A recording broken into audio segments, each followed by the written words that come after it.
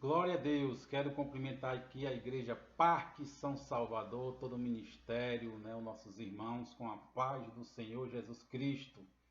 É uma satisfação muito grande estarmos aqui, ok? Para dar a lição de número 8.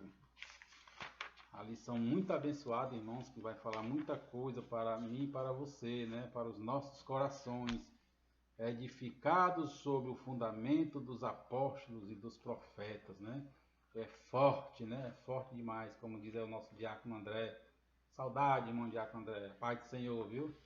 É, é um prazer, irmãos, né? Estamos aqui já, certo?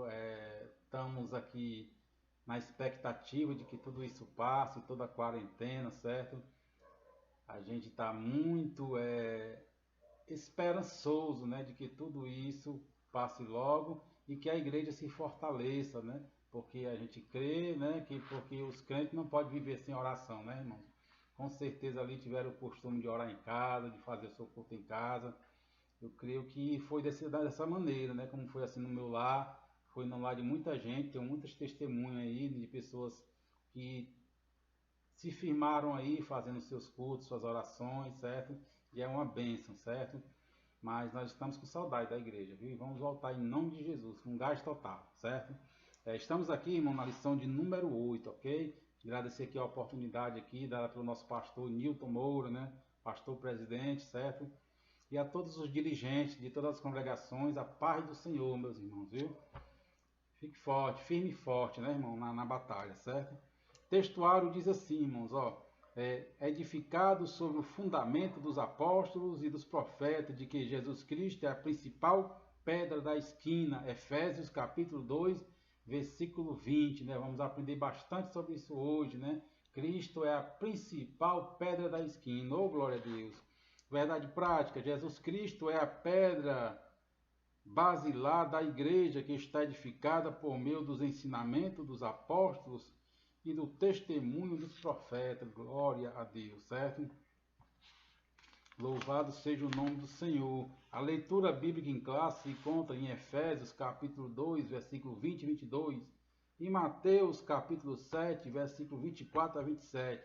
Meus amados, a gente não vai ler esses textos porque com certeza a gente vai passar aqui no decorrer da lição, certo? Para ganhar tempo, né? Para que nós possamos terminar no tempo certo, ok? Em nome de Jesus. Aqui, irmãos, parece que o povo apressa mais a gente do que na sala de aula lá na escola, viu? Aqui nós só tem 40 minutos, mais tardar 50, certo? Mas eu nunca acerto não, sempre passo dos 50, viu? Mas vai dar certo hoje, viu? Vamos lá, ok? Vamos aqui, irmãos. Os objetivos aqui, irmão, que eu quero que os irmãos saiam aqui, né, aprendendo, certo? É o que? Explicar que no Antigo Testamento Deus habitou no tabernáculo e no templo, mas que no Novo habita em nós por meio do seu Espírito Santo. A aula hoje é ótima, viu? Você fique ligado, tá bom? Em nome de Jesus. Apresentar o fundamento da igreja como a doutrina dos apóstolos e testemunho dos profetas, certo? Também é bênção, né, para a gente aqui, ó. Refletir que somos templos do Espírito Santo e devemos viver em santidade. Oh, glória a Deus, certo? Então a lição aqui, irmão, se você aprender esses três, né, objetivos aqui específicos, vai ser uma bênção, viu? Depois você pega sua revistinha, vai responder lá as questões, certo?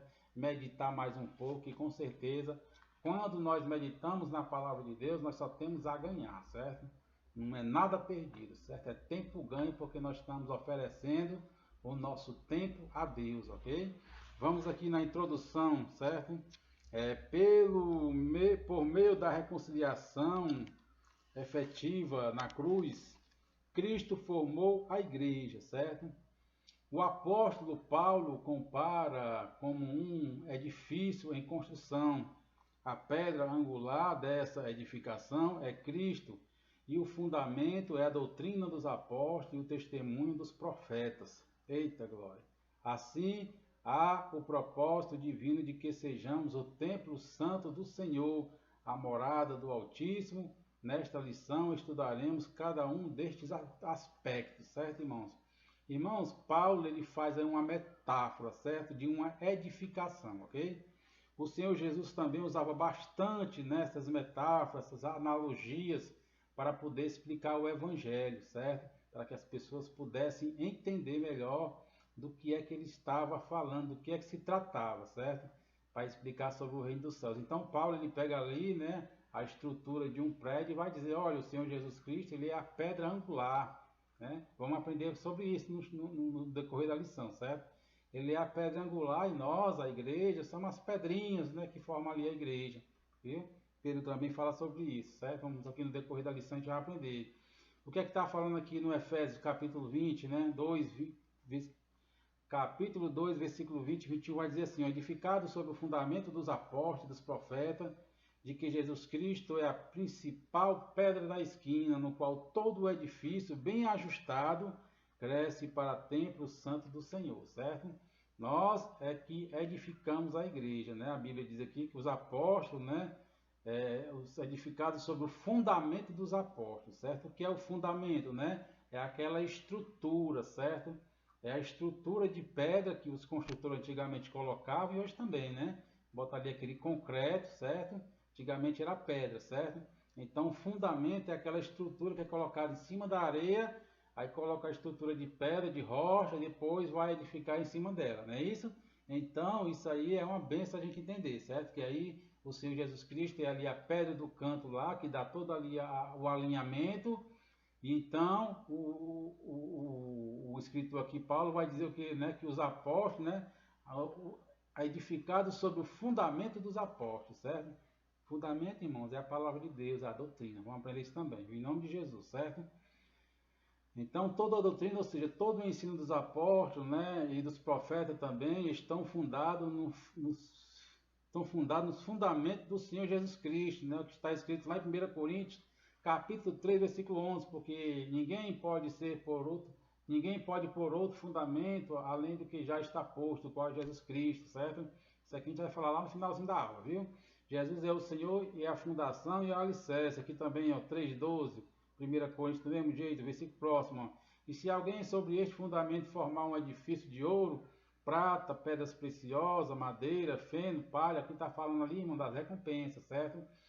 A gente vai entender aqui que há vários, né, tipos de fundamento, certo? Mas tem que ter quem? Jesus Cristo. Perdão, há vários não, o fundamento é dos apóstolos, né? A doutrina dos apóstolos. Mas a gente vê aqui, né, num contexto aqui, numa cosmovisão, que a gente vê que há várias, né, denominações, certo? Mas dessas denominações, o fundamento é Cristo, certo? Não há como correr disso. O fundamento é a doutrina dos apóstolos, que é falando a respeito dos ensinamentos do Senhor Jesus, ok? O fundamento é esse. Não, mas é que a igreja fulana de tal ali, né? Deixa a barba crescer, mas o fundamento lá tem que ser Cristo, ok? Pode deixar crescer a barba, cortar o cabelo, mas o fundamento é Cristo. Não, mas a irmã ali anda de calça. Irmão, nós não devemos julgar, principalmente o servo alheio, certo? A gente tem que ter assim, na mente, no coração, e nós servimos a Igreja Assembleia de Deus, né? E nós seguimos aqui também os costumes, né, da Igreja Assembleia de Deus, certo? Porque eu vejo muitos irmãos, né, julgando, né, pela aparência. Isso é muito feio, irmãos, né, para a gente, certo? Temos que ter maturidade para entender, para compreender que Deus não ama só a Assembleia de Deus, certo? Deus ama também todas as igrejas. A igreja é universal, né? Ela é de ontem, de hoje, né, de amanhã, certo? E está nos quatro cantos da terra, ok? Vamos ser pessoas maduras, né, e parar de julgar e contribuir para o reino de Deus, certo?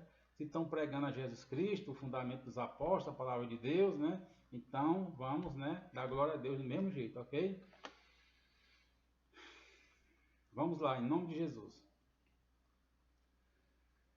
Então, o ponto central, irmão, desse ponto aqui que a gente vai ler aqui, né? Jesus Cristo é a pedra basilar da igreja, certo? Um edifício espiritual, o santuário judeu. O templo de Jerusalém era o símbolo de exclusivismo de Israel como povo de Deus.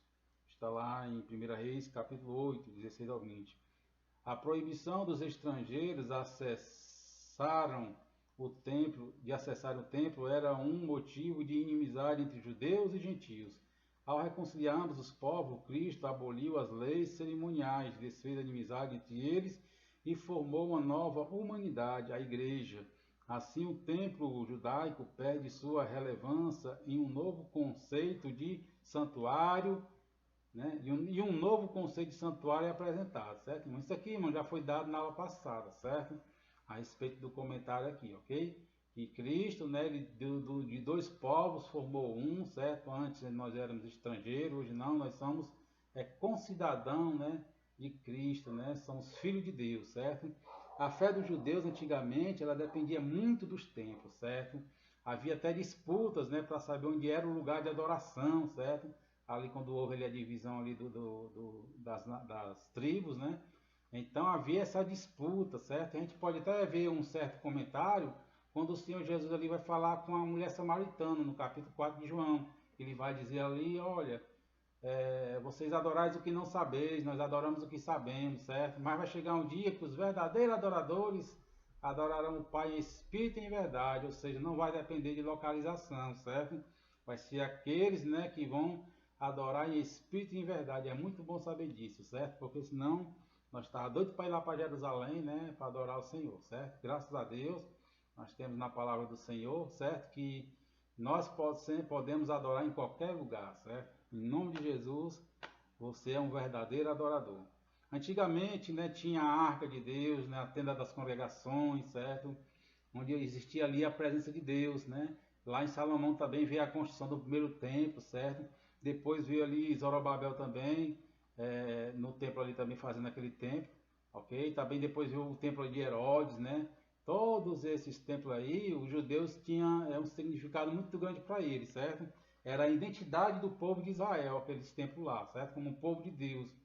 Mas tudo isso, né, foi acabado, certo? Isso trazia bastante divisão entre judeus e gentios, mas hoje acabou, graças a Deus, né? Todas as igrejas são irmãs, né? Será, né, que é? É para ser, né, irmãos? A igreja cristã é para ser um mesmo pensamento, a mesma voz, né? Porque é o povo de Deus, certo?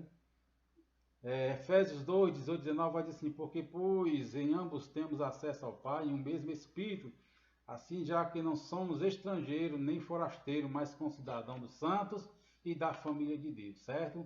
Hoje eu e você podemos contemplar, né, fazer parte, certo? Do reino de Deus, né, do reino do céu, certo? Nós temos essa beleza, né, essa bem-aventurança de compreender e também participar, certo? Da vontade do Senhor para poder dar glórias para Deus, ok? O segundo tópico aqui vai dizer assim, ó, o santuário cristão. Os que pertencem a Cristo são comparados a um edifício onde Deus habita em espírito. O ensino apostólico lembra Salomão quando este reconheceu que o templo em Jerusalém não poderia conter a Deus. 1 Reis, capítulo 8, versículo 27. Né? O texto aqui está dizendo que ele vai falar lá, né, que o templo lá que ele fizera não podia conter a Deus, certo? Ele sabia disso, né, porque Deus é grande, né? E reafirma a instrução de Estevão, em que o Altíssimo não habita em templos feitos de mãos de homens, né? Estevão ali, Paulo também fala, certo? No capítulo 17, versículo 24, né, que o Senhor ele não podia habitar em templos feitos por meio de homens, certo? Porque eles muito acreditavam, né, que e a questão do judeu, né, que o Senhor habitava no templo lá, e como também os idólatras, que os deuses dele habitavam naquelas imagens, certo? Mas isso não era verdade, ok? Deus, ele não habita, né, em templo de homem, certo? De homem algum, né? Pode ser o mais rico do mundo, né, fazer um templo, certo? Mas Deus habita agora dentro das pessoas. Olha que honra, né, irmão? Deus habitar dentro das pessoas, dentro de mim, dentro de você, certo? É uma maravilha, viu? Desse modo, os crentes judeus ou gentios tornaram-se o templo onde o Espírito Santo de Deus habita, né? 1 Coríntios 3,16, em que eles são pedras vivas, um edifício espiritual, certo? O templo de hoje, irmãos, é diferente, né? Não se prende a quatro paredes, certo? Não se limita ao templo, também não se prende a uma nação, certo? Como se prendia antigamente a Israel, certo?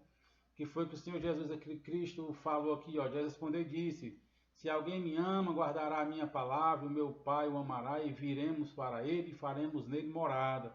Ok? Deus tem o desejo de fazer morada dentro de mim, dentro de você, certo? Você é uma pessoa especial para Deus, você que se arrependeu, né, que se converteu, e você que tem um coração voltado para o Senhor, certo? Deus mora dentro de você, não tenha dúvida, irmão, certo? Se Deus não morasse, você estava correndo para o pecado, ok? E isso pode ser até uma resposta, né? Se você está correndo para o pecado, é porque Deus não está mais dentro de você, certo? Tenha cuidado, viu? Repense a sua fé e volte para Deus em nome de Jesus. Mas se você estiver bem, dê glória a Deus e aleluia, porque Deus é bom, né, irmãos? Graças a Deus. 1 Coríntios 3,16, não sabeis vós que sois o templo de Deus e que o Espírito Santo de Deus habita em vós, né? Então tudo isso é bênção, né, irmão? Vamos lá ler esse texto aqui lá no final, viu? Que vai falar sobre o templo. Não sei nem porque que eu coloquei isso aqui, mas isso aqui está falando do santuário cristão, né? Vamos para frente aqui, em nome de Jesus, irmãos, ó. Cuide, né? A pedra angular, o terceiro ponto aqui. Na arquitetura antiga, a construção de um edifício requeriria uma pedra angular. Ela é traduzida como uma pedra mais importante ou pedra principal. Ela era posta no canto do prédio para sustentar o alicerce, firmar e unir toda a estrutura e manter as paredes em linha certa. Tá vendo aí, ó? Ele que dava lá o ângulo certo, viu? A pedra angular. É nosso Jesus Cristo, né? Nosso Senhor e Salvador Jesus Cristo. Para que se tenha uma ideia dessa dimensão, em uma das escavações no local do Templo de Jerusalém, foi encontrado um monolito, né? Monolito quer dizer pedra de grandes proporções, com cerca de 12 metros de comprimento, né? Essa pedra, irmãos, era a principal do fundamento, né? Quando o Senhor ali, o apóstolo Paulo, ele vai fazer essa comparação, dizendo que essa pedra era Jesus Cristo, né? A pedra da igreja, da construção. Zorobabel, irmãos, o anjo chegou para Zacarias, certo? No tempo de Zorobabel lá, que fez a construção do templo, e falou esse texto aqui, o anjo falando para Zacarias, certo? Se você puder ler, irmãos, o livro de Zacarias, do capítulo 4, todinho, é uma bênção, viu? Que vai falar ali do templo, certo? Da questão de Zorobabel, né? Que Deus vai abençoar ali o ministério dele ali, certo? Ele vai dizer assim, o anjo, quem és tu, ó grande monte, diante de Zorobabel, tornar-te-á umas campinas, né? Está dizendo ali, certo? Quem és tu, ó grande monte, diante de Zorobabel, tornar-te-á uma campina, porque ele trará a pedra angular, né? Com aclamações, graça, graça, graça a ela, certo? Você lê o capítulo todo aí para você ver como vai ser uma benção, você entender, compreender, certo? Aquele tempo ali, como era uma benção, viu? Você lembra ali da frase, né? Que a glória da segunda casa, né, da primeira casa, da segunda casa, né? A glória da última casa, aliás, vai ser maior que a da primeira, né? No livro de Ageu, certo? Falando ali da igreja ali do templo de Zorobabel, certo? É uma bênção, viu? Aqui já é Isaías, vamos ver aqui, ó. Falando do Messias aqui, a pedra, olha só. Portanto, assim diz o Senhor Deus, eis que eu assentei em Sião uma pedra já aprovada, pedra preciosa de esquina, de que está bem firme e fundada. Aquele que crê não se apresse, né? O apóstolo Pedro também vai falar algo parecido ali no livro dele, ó. Por isso também na Escritura se contém, eis que põe em Sião uma pedra principal da esquina, eleita e preciosa, e quem nela crê não será confundido, né? 1 Pedro capítulo 2, versículo 6. Então essa pedra, irmãos, é Jesus Cristo de Nazaré, certo? Filho de Deus, né? Que você possa ter aí a certeza, certo? E não correr para os outros ensinos, certo? Porque temos aí esse estudo é justamente para tocar no meio do seu coração, para dizer que nós não estamos errados em estar confiando em Cristo, certo? O Senhor Jesus, ele é a pedra da igreja, ali a pedra, certo? Os ensinamentos deles é fundamental para a nossa fé, né, para a nossa vida cristã, e não podemos seguir em outros caminhos, né, em outros estudos, certo? Porque só o que tem aí, irmãos, é religião, certo? Não se engane não, viu? Nem todas, né? Aliás, a maioria é embaraço, né? Vamos para frente aqui em nome de Jesus, certo? Cristo, a pedra principal. A identificação de Cristo como a pedra angular remonta à profecia messiânica em que a pedra rejeitada tornou-se de esquina, né? Salmo 118, 22. Vamos já ler ele. Ele mesmo afirmou-se a cabeça da esquina. Assim como também os apóstolos testificaram de ser Cristo a pedra principal. Portanto, a pedra angular deste novo santuário é o próprio Cristo. No Sermão do Monte, aprendemos que o homem prudente edifica a sua casa sobre a rocha, né? Que é Jesus Cristo, certo? Quem eram os edificadores, né? Os fariseus, os saduceus, escribas, né? Aqueles indivíduos religiosos, né, irmãos, que rejeitaram o Filho de Deus, certo? Porque o Salmo vai dizer assim, ó, 118, versículo 22. A pedra que os edificadores rejeitaram tornou-se a cabeça da esquina, né? Então eles lá, infelizmente, e graças a eles, né, foi rejeitado e nós ganhamos essa bênção, certo? Claro, né, irmão? Existia ali, eu creio, né? Eu penso assim, existia outras oportunidades, certo? Porque a vontade de Deus desde o princípio é de salvar todo mundo, né? A gente vê ali muitos, né, pregadores falando, certo? E dizendo que é por causa dos judeus rejeitaram que nós se aproximamos, né? Mas eu creio que de outra forma Deus já tinha um plano de salvação para todo mundo, né? Não só para os judeus, certo? Vamos continuar aqui, tá falando a respeito de Cristo, né? Do Senhor Jesus, do seu ministério que foi rejeitado, né? Quem eram os edificadores, né? Então eram aqueles religiosos, irmãos, que não aceitaram o Senhor Jesus, né? Em Atos 4:11 vai dizer assim: ele é a pedra que foi rejeitada por vós, os edificadores, o qual foi posta por cabeça de esquina, né? Então aquele povo ali, o povo de Israel, né? Desde o começo ali de Abraão, certo? Que ele vem edificando essa fé, né? No meio do mundo, no meio dos povos, certo? Tendo testemunho de Deus, mas eles mesmos rejeitaram, como rejeitaram também os profetas, né? Foram muitos profetas mortos, certo? Então, tudo isso é bom a gente saber, certo, irmãos? Para crescimento, certo? Do nosso entendimento a respeito da palavra de Deus, né? Se você ouvir a palavra de Deus, irmãos, não praticar, mas não praticar, você tem um grande problema, certo? Vamos ler aqui o capítulo aqui, aliás, os versículos que o comentarista aqui disse, né? Mateus 7:24, olha só. Todo aquele, pois, que escuta estas minhas palavras e as pratica, assemelhar-lo-ei ao homem prudente que edificou sua casa sobre a rocha, né? Tem uma condição aqui, viu, irmãos? É escutar, né? A gente vê que é escutar, mas também o que? Praticar, certo? Não é só escutar e fazer ouvir de mercador e nada fazer por ela, né? É por isso que a gente sempre insiste, irmão, né? Tem uma oportunidade e que os irmãos, né, contribuam com a obra do Senhor, irmãos, né? Com seu tempo, com a sua força, com o seu entendimento. Eu vejo muitos irmãos, infelizmente, parados, né, irmãos, né? No tempo aí, se escondendo, se esquivando. Isso é muito feio, irmão, para a igreja, né? É uma vergonha para o nosso pastor, certo? Ter obreiros dessa maneira, ok? Para a igreja é uma vergonha, certo? Nós temos irmãos que vestir a camisa do Evangelho e começar a fazer a vontade de Deus, né? Porque assim nós estaremos praticando, certo? Se envolvendo com a obra do Senhor de alguma maneira. Nós não podemos ficar parados, irmãos, né? Esperando a volta de Cristo e como se nada tivesse acontecido, não fosse, né?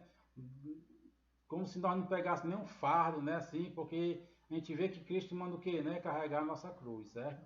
E dar a nossa vida, né? Para poder ganhar. Então a gente tem que ter esse sentimento de amor por Deus, certo? Fazendo a vontade de Deus, certo? Ele vai deixar bem claro aqui, ó, todo aquele, pois, que escuta estas minhas palavras e as pratica, assemelhá-lo-ei ao homem prudente. Se você quiser um homem prudente, uma mulher prudente, né? Edifique sua casa sobre a rocha, escute a palavra de Deus e pratique, né?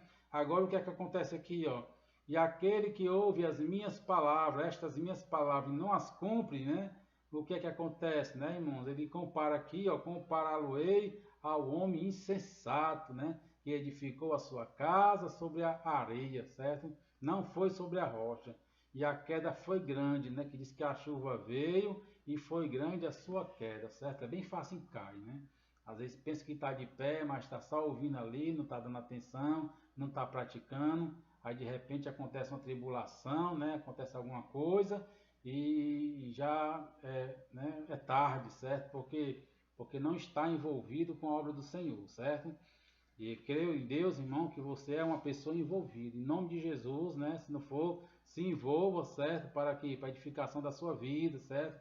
Para a sua família, da sua casa, né? Porque Deus é bom e nunca é, viu? A sua palavra está aí, para que possamos obedecer, certo? Segundo aqui, irmãos, é o fundamento dos apóstolos e dos profetas, o conceito de apóstolo. O termo grego apóstolo é usado para enviado ou mensageiro. O apóstolo é encontrado na natureza da missão de Cristo, que foi enviado para ser o Salvador do mundo. Nos evangelhos, Mateus, Marcos, Lucas usam o termo quando se refere aos 12 escolhidos por Jesus. Eles foram testemunhas oculares do ministério, morte e ressurreição do nosso Senhor Jesus Cristo, né? Assim eles foram testemunhas. Assim Paulo também foi chamado pelo próprio Senhor para ser apóstolo, certo? Os apóstolos foi confirmado o ministério da palavra com compromisso de instrumento da igreja. Nesse aspecto, os apóstolos são aqueles que foram comissionados por Cristo para a igreja primitiva e a mensagem de Cristo, o fundamento, né? Que é o fundamento dos apóstolos, a mensagem do Senhor, certo? Então, irmãos, apóstolos, né, são comissionados pelo Senhor Jesus Cristo, né? A gente vê aqueles 12 lá, certo? Foram os 12 apóstolos, né? Judas lá se precipitou, aí veio quem, né? O outro lá, que eu esqueci até o nome, misericórdia, meu Deus. Vou lembrar agora não, depois eu lembro, certo? Veio outro lá e tomou o lugar de Judas, certo? Então, são 12 apóstolos. Paulo também foi apóstolo, certo? Apóstolo, irmãos, é o enviado, né? É o mensageiro, né? O enviado de Deus para trazer a mensagem, o evangelho, né? Então, a gente não tem o que confundir, certo? Os 12, só existem os 12, certo? Não tem o que questionar, não, né? É um assunto bastante polêmico. A nossa congregação, a Assembleia de Deus, ela não reconhece, né, o apostolado, certo? Vai até pastor e para por aí, né? Já outras congregações reconhecem, né? E se for para a glória de Deus, glória a Deus também, né, irmãos? Vamos continuar aqui na nossa, certo? Fazendo a nossa aqui a vontade de Deus, né? Na vontade de Deus, na nossa igreja aqui, que é bem melhor, né? Também vemos aqui, irmãos, Tiago e Barnabé também, né? O irmão do Senhor Tiago era reconhecido como apóstolo, Barnabé também. Vamos ver aqui o texto de 14 de Atos.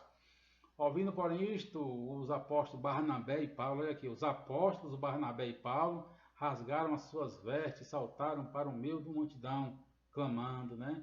Então aqui também o escritor aqui, Lucas, né, vai chamar ele de apóstolo, certo? Quer dizer, né, não foram só os 12 lá, né, que levaram o nome de apóstolo. Os apóstolos do Senhor Jesus Cristo, lá do seu ministério, foram os 12, certo?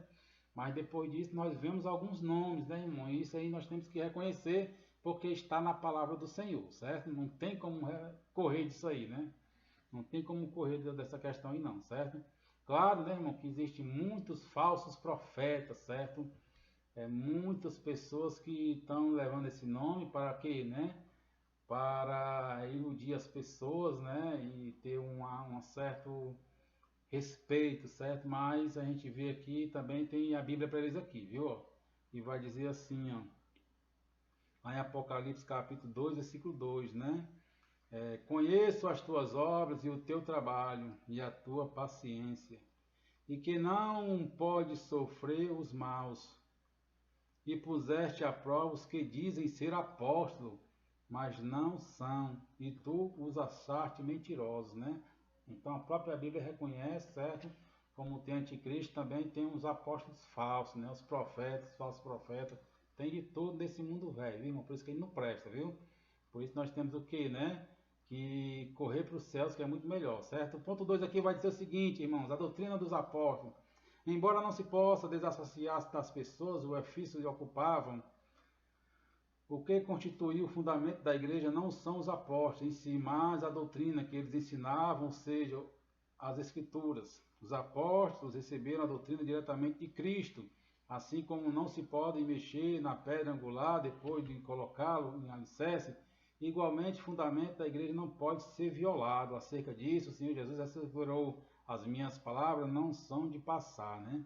A Bíblia, o estudo pentecostal, retifica que a revelação dos apóstolos, conforme temos no Novo Testamento, nunca poderá ser substituída ou anulada por revelação, né? Testemunho ou profecia do Senhor, certo? A gente vê, irmãos, né, que foi os 12 lá que tiveram grande importância no ministério do Senhor Jesus, né? E após ele lá, certo? Porque eles recebiam revelações dos céus, né? Você vê ali o apóstolo João, por exemplo, né? Um grande exemplo na igreja de Patmos ali, escrevendo um livro de Apocalipse, certo? Será que a gente vai aceitar se alguém aparecer com o livro de Apocalipse, né, 2, segunda página, né? Então, tudo isso é que a gente deve saber, entender e compreender, certo, o que era o fundamento dos apóstolos, certo? Porque eram pessoas inspiradas por Deus para escrever ali aquela escritura, para deixar o seu testemunho de tudo aquilo que aconteceu com Jesus em vida, no início da igreja, certo? Tudo isso para a nossa edificação, certo? Vai dizer aqui o versículo 2, né, o capítulo 2, versículo 42 de Atos, e perseveraram na doutrina dos apóstolos, e na comunhão, e no partir do pão, e nas orações, né? Então eles perseveraram, a igreja ali, na doutrina dos apóstolos, certo? A doutrina dos apóstolos era os ensinamentos de quem? Do Senhor Jesus Cristo, certo?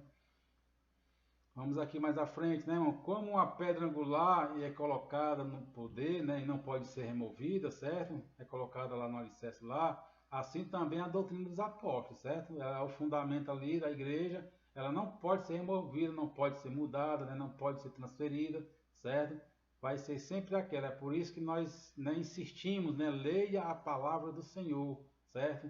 Ouça a palavra de Deus, estude para quê, irmão, né? Para que você não fique aí escutando outras coisas, né, que não estão na palavra de Deus, e às vezes pensa que está e se engana, certo? Por isso é muito importante estar fundamentado nas escrituras sagradas. Quando fala assim, os fundamentos dos apóstolos, está dizendo que ele está fundada nas escrituras sagradas, certo? Amém? O testemunho, né, dos profetas. A palavra grega profetes significa proclamar e proclamador significa proclamador e intérprete da revelação divina. A ordem da frase em Efésios 2:20, apóstolo e profeta, indica tratar-se de profetas da igreja e não do Antigo Testamento. Mais adiante, Paulo assegura que a compreensão do ministério que o passado estivera oculto, de que os gentios tinham igual posição no corpo de Cristo e eram participantes da promessa, foi revelado pelo Espírito os profetas do Novo Testamento, assim os profetas neotestamentários que falaram inspirados pelo Espírito Santo, né, fazem o alicerce da igreja de Cristo. Né? O que é que o escritor está dizendo aqui, irmãos? Que quando o apóstolo Paulo vai escrever lá, né, em Efésios capítulo 2, certo? E vai dizer apóstolos, né, e profetas, certo? Ele está dizendo que essa sequência aqui, ele está dizendo que esta sequência é da questão de que são os apóstolos e os profetas do Novo Testamento, certo? Não são do Antigo Testamento, ok? E o escritor está falando, ele tem base para dizer isso, certo? Vai dizer assim lá em Efésios capítulo 3, versículo 5, ó, o qual noutros séculos não foi manifestado aos filhos dos homens, como agora tem sido revelado pelo Espírito aos seus santos apóstolos e profetas, né? Ele vai repetir agora, ó, não foi manifestado aos filhos dos homens, como agora tem sido revelado pelo Espírito aos seus santos apóstolos e profetas, certo? Então ele tem base bíblica para dizer que não é os profetas do Antigo Testamento, ok? 2 Pedro 1:21 vai dizer o quê? Porque a profecia nunca foi produzida por vontade de homem algum, mas os homens santos de Deus falaram inspirado pelo Espírito Santo, né? Está dizendo aqui, porque a profecia nunca foi produzida por vontade de homem algum, mas os homens de Deus santo, né? Falaram inspirado pelo Espírito Santo, ou seja, né? Na época da igreja, aqui no Novo Testamento, certo? Havia profeta no Novo Testamento, lá em Atos 11:28 vai dizer o que assim, ó. Levantando-se um deles, por nome Ágabo, dava a entender pelo Espírito que haveria uma grande fome em todo o mundo. Isso aconteceu no tempo de Cláudio César. Esse Ágabo aqui, irmãos, era profeta de Deus, certo? Mas mesmo assim, irmãos, os profetas do Antigo Testamento também falaram muito, né? Profetizaram muito, né? Por meio do Messias, mas não era o Evangelho, né? Era a vinda de Deus, né? O Senhor enviar ali o Messias, certo? Então não vamos confundir, certo? Também não vamos desprezar os profetas do Antigo Testamento, ok? Eles falaram muito a respeito de Cristo, principalmente da pedra angular, né? Se você for ver lá em Salmo 118:22, que a gente já leu, certo? Vai dizer, a pedra que os edificadores rejeitaram tornou-se a cabeça da esquina, né? Isaías, olha que texto bonito, 28:16. Portanto, assim diz o Senhor Deus, eis que eu assentei em Sião uma pedra já aprovada, pedra preciosa de esquina, que está bem firme e fundada, aquele que crê não se apresse, né? E tantos outros profetas do Antigo Testamento que falaram aí a vinda do Messias, certo? Não se engane, né, irmão? Nós não devemos desprezar a palavra de Deus. É o novo, tá assim como o velho, né? Serve para que nós possamos o quê? É estudar e edificar a nossa vida com a palavra de Deus, certo? Vamos para frente, né? Os irmãos entenderam que os profetas eram do Novo Testamento, certo? E não devemos desprezar os profetas do Velho, certo? Porque tem muita coisa lá, aliás, tudo que tem lá é para nosso proveito, né? Paulo assim escreveu, certo? Paulo foi o livro de Hebreus, né? Que eu penso também que foi Paulo que escreveu.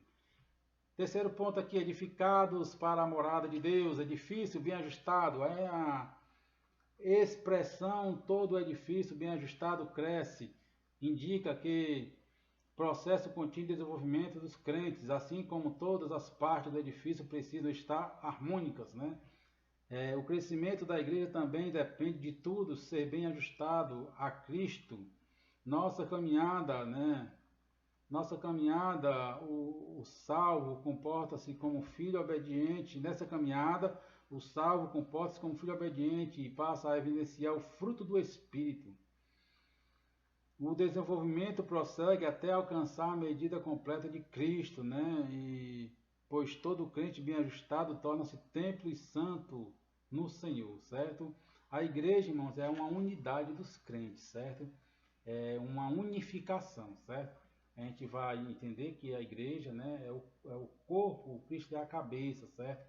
Existem os membros, certo? Sou eu, sou você, né? Os irmãos lá do portão, certo? Coloque isso na sua cabeça, viu, irmãos? Porque às vezes a pessoa bate no peito. Eu não preciso de igreja, né? Para poder se congregar, né? Tá completamente equivocado, certo? Paulo vai até falar isso, aliás, o escritor de Hebreus, né? Vai até falar esse respeito, né? Que tem alguns loucos aí deixando de congregar, certo? Então não fale isso, irmãos, em nome de Jesus, certo? A igreja que a gente louva, né? Muito a igreja que somos nós, certo? Mas a gente também precisamos nos unir, certo? Para fazer a obra do Senhor. Não tente nada sozinho, tem aquele hino, né? Não tente só, né? Não tente nada sozinho, né? Por isso devemos falar uma mesma língua, né? É o que Paulo nos ensinou, certo? Ter o mesmo alicerce, que é Cristo, é o que nós estamos aprendendo, ok? 1 Coríntios 1:10, vamos ler. Algo, porém, irmãos, pelo nome do nosso Senhor Jesus Cristo, que digais todos uma mesma coisa, e que não haja entre vós dissensões, né? Antes sejam unidos em um mesmo pensamento e um mesmo parecer, certo? Esta é a igreja do nosso Senhor Jesus Cristo, né? A gente vê, irmãos, que o reino do inferno, né? Ele é dividido, né? Não subsiste, né? Não consegue vencer, certo? Cristo vai até explicar sobre isso, né? Aliás, né? Um reino organizado, me perdoe, né? Mas Cristo vai dizer, né? Olha, se eu estou curando, né? E eu sou do diabo, né? Então tem alguma coisa de errado, né? Ele explicou que um reino dividido, ele não subsiste, né? Perdão pelo erro, certo? Então, irmãos, né? A gente vê aqui que a igreja também de Deus, ela tem que ter o quê, né? União, certo? Que nem ali o alicerce da obra, né? Tudo bem ajustado lá, bem alinhado, né? Para que o prédio cresça. Da mesma maneira, certo? É os crentes em Cristo Jesus. Temos todos falar, né, uma mesma coisa, né? Não podemos estar em dissensões, né? Somos unidos em um mesmo pensamento e um mesmo parecer, certo? É isso que Paulo ensina ali, através do Espírito Santo de Deus, né? Ele está ali ensinando que nós devemos ter essa união, certo? Se juntar, se reunir para fazer a obra de Deus, ok? Por isso nós devemos o quê, né? Nos unir em Cristo Jesus, cada um de nós, certo? O templo santo do Senhor, a palavra aqui usada para templo é o vocábulo naon, que designa o recinto inferior, o lugar santíssimo interior, o lugar santíssimo, ou seja, o lugar de encontro do sumo sacerdote com Deus.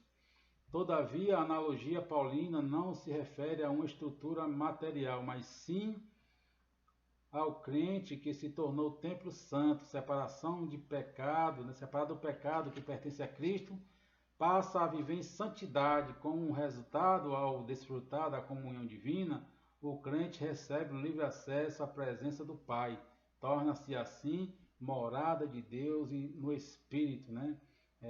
Um encontro, irmãos, né? O Hebreus 9:7, o qual o escritor colocou aqui, a referência, é que havia um encontro de Deus com o homem ali no lugar santíssimo, certo? Que eles iam lá de ano em ano, certo? Para oferecer esse sacrifício por eles, né? Por ele e pelo povo, certo? De ano em ano. E era dessa maneira que Deus se encontrava com o homem, ou o homem se encontrava com Deus, certo? Vai dizer assim, o versículo 7 do capítulo 9 de Hebreus, ó, mas no segundo, no sumo sacerdote, uma vez no ano, não sem sangue, né? O que oferecia para si mesmo e pelas culpas do povo, né? Oferecia o que? Sacrifício, certo?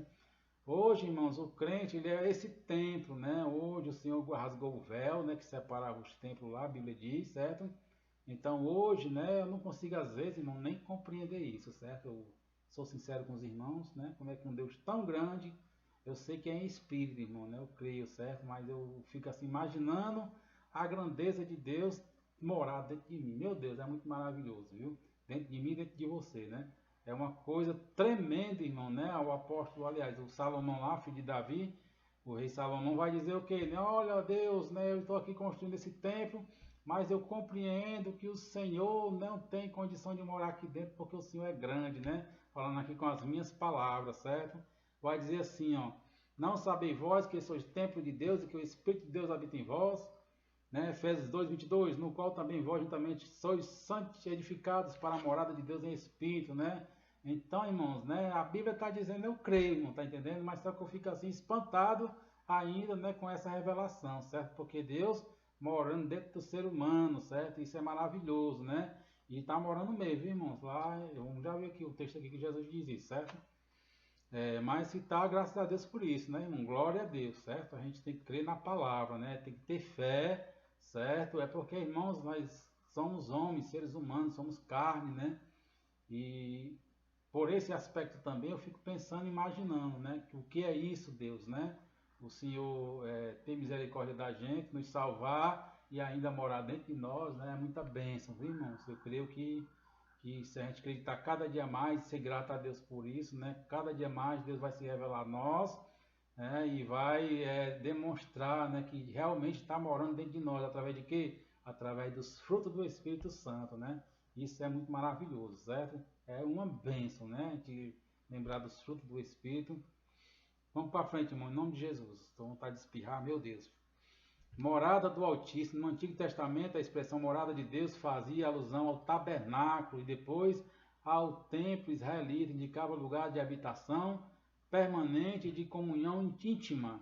Como já vimos, o crente tornou-se templo santo do Senhor, e isso indica que Deus habita em nós por meio de seu Espírito e que tal afirmação ratifica o ensino apostólico de que Deus não habita em templos feitos por mãos de homens. Ele reside individualmente dentro de cada cristão, bem como no corpo inteiro dos crentes, a igreja formada por judeus e gentios, né? João 14:23, olha que maravilha aqui, ó. Jesus respondeu e disse: alguém me ama, quem me ama, guardará minha palavra e o meu Pai o amará. E viremos para ele e faremos nele morada, né? A Bíblia diz que faremos nele morada, certo? Vou repetir aqui de novo. Faremos nele morada, certo? Vou repetir de novo, irmãos. Faremos nele morada, certo? Então, Deus mora, né, dentro daqueles que amam a Ele, que guardam a sua palavra, certo? Mora através do seu Santo Espírito, né? O seu Espírito Santo está dentro de nós, certo? E isso é maravilhoso, é grandioso, certo? É que pena que muitos, né, não conseguem entender ou não enfatiza isso na vida deles, né? Deles próprios, certo? Então Cristo, né? Ele teve ali a sua ação ali, o seu ministério, certo? No presente, no passado e no futuro, né, irmão? Mas a gente vê ali enfatizando Cristo ali lá em Jerusalém, certo? Seu nascimento ali através de Maria, né? Então, o Espírito Santo, ele tem a sua ação hoje, né, na igreja, certo? E Deus lá no Antigo Testamento, né? Só que os três atuam nos três, né? Nas três medidas ali, né? No Antigo Testamento e no Novo, certo? Aliás, né, antes da fundação do mundo, já estava lá os três reunidos, porque Deus lá façamos, né, o homem, né, façamos tudo isso, dizendo-se que havia ali, né, os três, certo? Então tudo isso é maravilhoso, viu? E cada um deles, né, em seu objetivo, trabalha ali de maneira certa, né? E hoje nós estamos ali com o Espírito Santo aqui, né, por lá, com o Espírito Santo de Deus, fazendo a vontade de Deus, isso é maravilhoso, certo? Vamos lá, em nome de Jesus, né? Glória a Deus, né? Ele diz que a terra é o escabelo de seus pés, né? Mas promete que iria morar dentro dos homens, né, irmão? Dentro dos eleitos, certo? A revista aqui vai falar sobre os eleitos, né? A igreja eleita, né? Então, o Senhor escolheu, elegeu as pessoas para morar dentro delas, né? E eu sou uma delas em nome de Jesus. Eu creio que também que você é, certo? Em nome de Jesus Cristo, ok? É uma bênção, né, irmão? Que isso aconteça nas nossas vidas, certo? Ser assim, morada do Altíssimo. Que privilégio, certo? Que privilégio maravilhoso. A conclusão, irmão, vai dizer o seguinte: a comparação da igreja com edifício em construção indica que estamos em processo de aperfeiçoamento até que todos cheguemos à unidade da fé. A pedra angular, que é o próprio Cristo, não pode ser substituída. A doutrina dos apóstolos, o testemunho dos profetas não podem ser revogados, certo?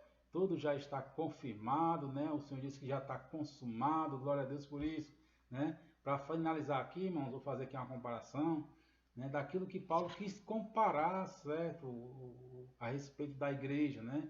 A gente vai ver nas escrituras de Paulo que ele escreveu, né, a respeito do Senhor Jesus à igreja, né? Ele vai dizer que Cristo é a cabeça e nós somos o corpo, né?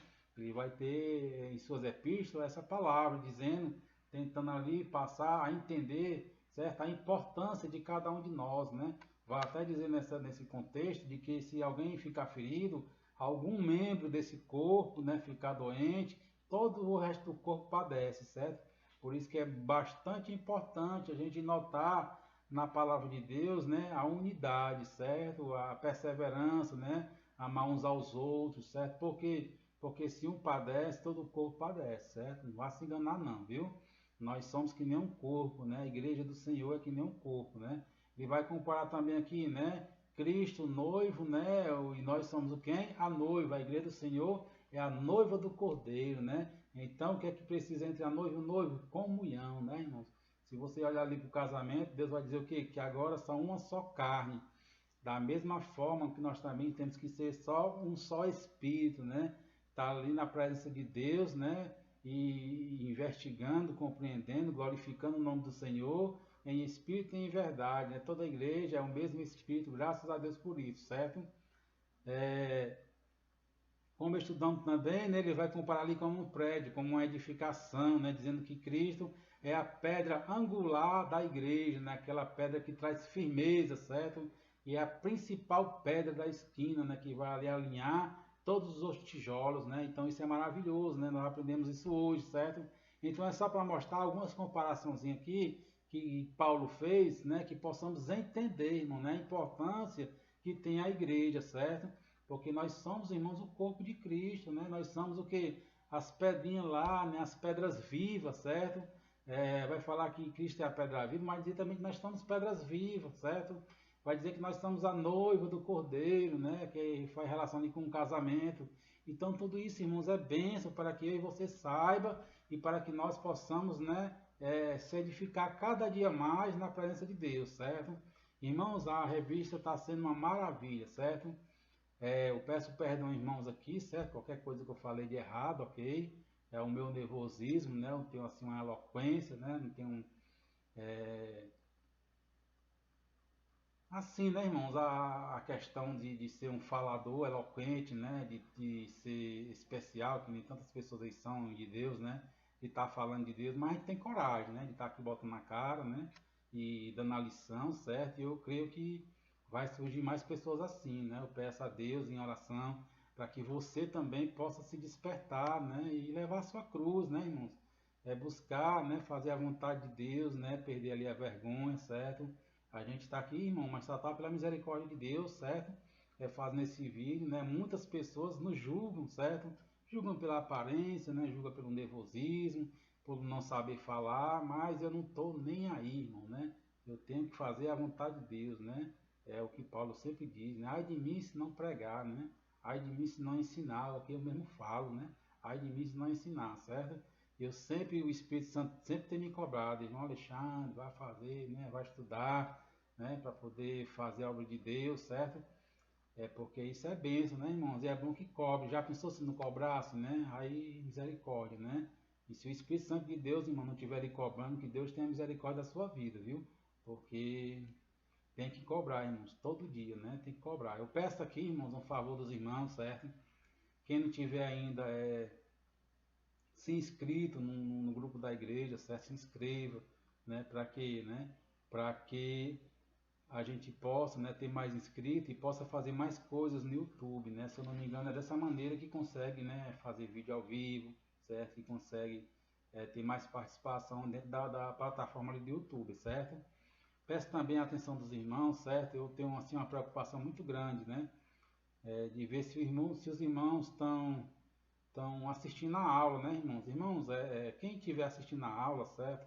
Se não for muito trabalho para os irmãos, mande uma mensagem para mim, né? Diga assim, amém, irmão Alexandre. Pronto, já só isso mesmo, né? Não precisa dizer que tá boa na aula, viu? Que eu não quero ninguém mentindo, não. Quero ninguém mentindo, não, viu? É só dizer amém, irmão Alexandre, né? Para identificar que está assistindo a aula, vai lá no grupo lá, pegue meu número, certo?